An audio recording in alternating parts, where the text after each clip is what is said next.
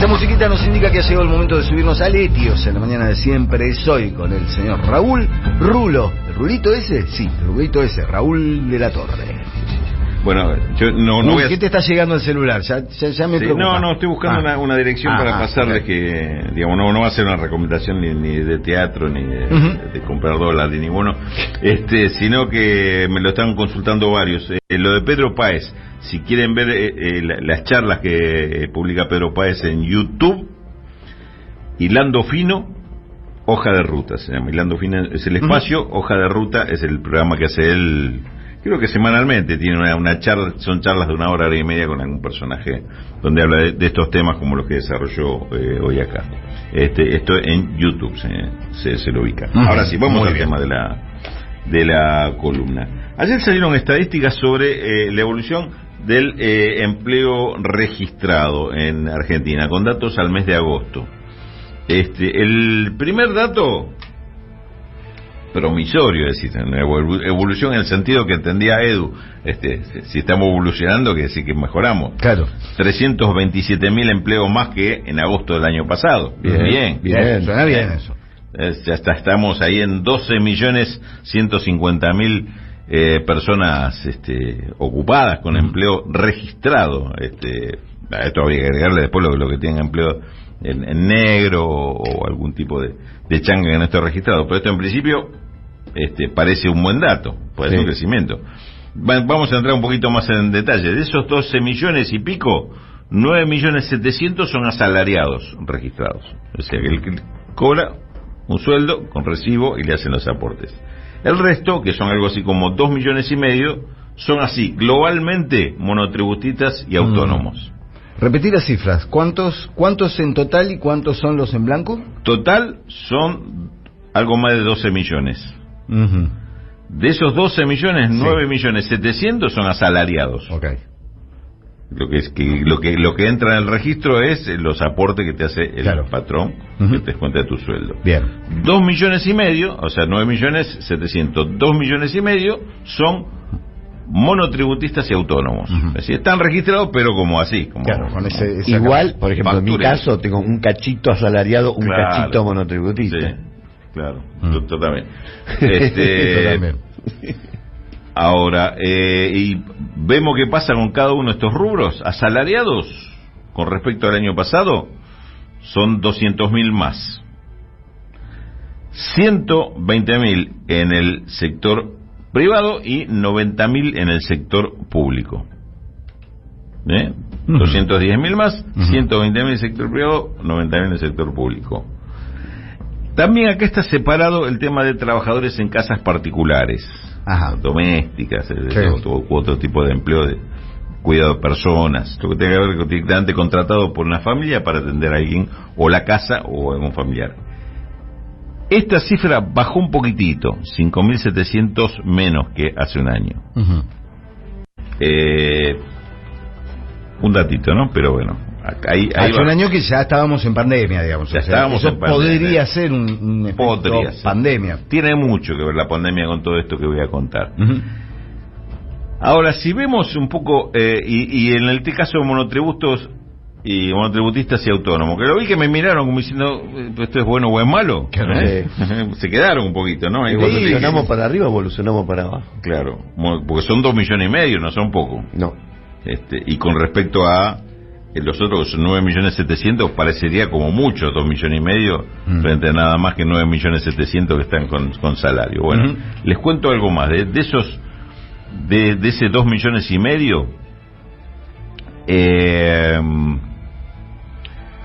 lo tengo dividido en tres. Monotributos puros, monotributos que pagan. Hay 87.000 más, es un 5% más que el año pasado.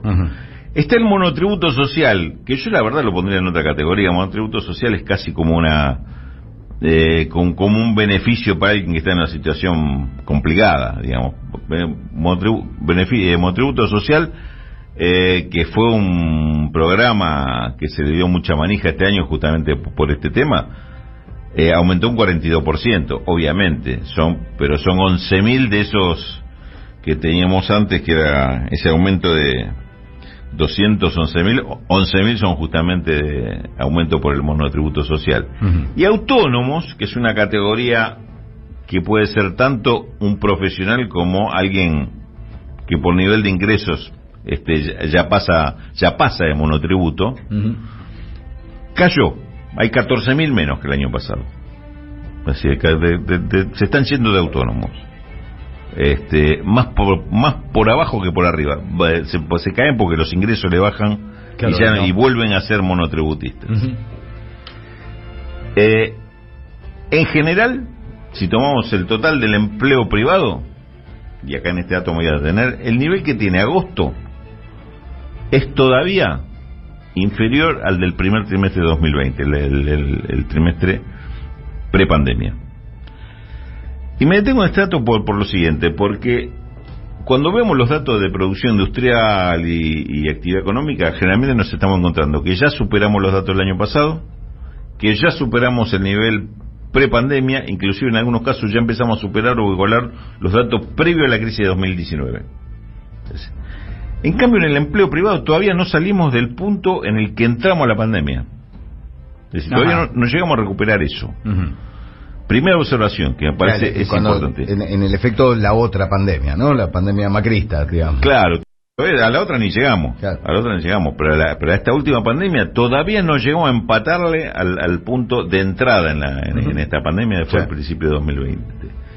Primera conclusión, o primera demostración, porque esto uno ya sabe que funciona así. El empleo va muy por detrás, con mucho rezago con respecto a la recuperación económica. Hay una recuperación económica, lo están demostrando los datos, que ya superamos el nivel prepandemia, inclusive ya estamos metiéndonos en la crisis macrista y remontando esa cuesta también. Ahora, el tema del empleo todavía no salimos de la primera, de la última. Claro. De la última crisis.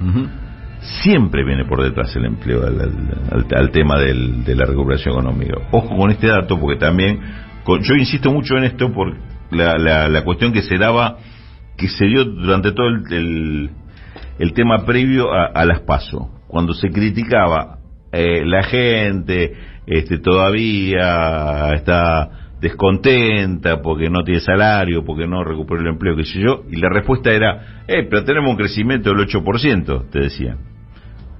Y la verdad que lo que estaba mal era la respuesta, porque una cosa no respondía a la otra. Claro, crecieron otros. Claro, crecieron otros, o creció la economía, crecieron producciones, pero sin recuperar, sin volver a darle empleo a los que lo habían perdido. Este es el fenómeno, porque estamos en pleno proceso, y podría ser, cuidado con esto, que el proceso de recuperación, porque si decís recuperación económica y el empleo, y viene 6 o 12 meses atrás, bueno, dentro de 6 meses quiere decir que van a tener empleo, sí, parate, pero si el tema depende del consumo, y el consumo se paró porque la gente no tiene empleo, claro, lo que te va a tirar es el empleo para abajo y no la recuperación para arriba. Es decir, te va a frenar la recuperación. Claro. Ojo que en la economía argentina está pasando algo de esto. Ojo que en la economía argentina se está pasando algo de esto, digamos, porque como encima en este proceso que estoy describiendo de tiempos diferentes, además lo tenés contaminado con una inflación fenomenal, digamos, todavía este sector que quedó abajo, que con el empleo a medias, encima le metiste una inflación y te paró el consumo, te tiró un ancla más o menos con el consumo. Claro. Es decir, acá tenés un problema de timing, de tiempo, donde encima en el medio del tiempo le metiste un obstáculo más, que es el tema de la inflación, que te frena todavía más el consumo. Este es la parte del problema que Argentina está enfrentando económicamente y que es necesario ver cómo se resuelve, cómo se supera. Estos datos del empleo, por eso digo, los datos del empleo, si lo vemos globalmente, dice, uy, qué bueno, mira vos, recuperamos 230.000 empleos, están subiendo, bueno, obviamente algunos sectores más que otros, qué sé yo, fenómeno. Pero lo que hay que observar es esto, con respecto a la recuperación del empleo, la recuperación de la economía le viene muy por detrás. Viene por detrás. Pero encima tenés este problema que nada te garantiza que este proceso sigue así normalmente. Y ahí te aparece un Martín Tetaz y te dice, y es muy rígido, el sistema laboral argentino, eliminen el aguinaldo, eliminen todo eso, van a ver cómo crece el empleo. Claro, bueno, es decir... Soler, ¿por qué me puso eso? Porque dijiste tetas.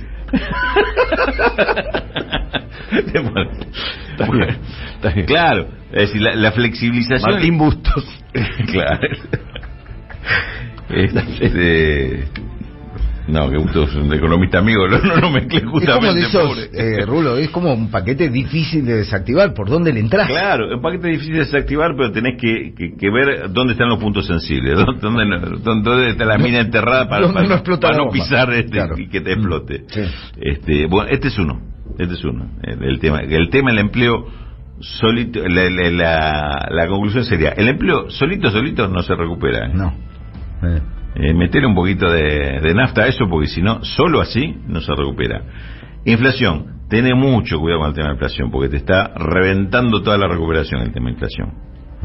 Como sea, para ese problema, sacate ese problema encima, porque si no, difícilmente este proceso siga. No te va a dar tiempo, la inflación te quita tiempo a la recuperación. Si vos decís, bueno, la perspectiva es que en 3 meses recupero tanto, en 6, 9 meses empiezo a recuperar empleo, entonces en 12 meses, 15 estoy creciendo. No, pará. Si tenés inflación en medio, te reventó ese calendario. Te cambió una de las variables. Te cambió todo el calendario, claro. Porque justamente que te va a pisar es el tema de la recuperación del consumo, recuperación de la demanda por falta de consumidores. No hay un tema más, Rulo, que es que podés conseguir trabajo y estar por abajo de la línea de la pobreza. Además. Claro. Entonces los que siguen beneficiándose del crecimiento son solo 20. Pero fíjate que esto que acabas de decir vos va directamente de la mano del tema de inflación, que es lo que te genera que ese ingreso sea un ingreso de pobreza. Exacto. La inflación, porque te hace inaccesible el precio de esos productos, de esa canasta. Entonces, digamos, ahí hay un factor básico para todo este manejo. Entonces, el dato, yo lo leo así, el dato del empleo. No me entusiasma el dato general del tema del crecimiento, es decir, qué bueno, estamos arriba de agosto del año pasado.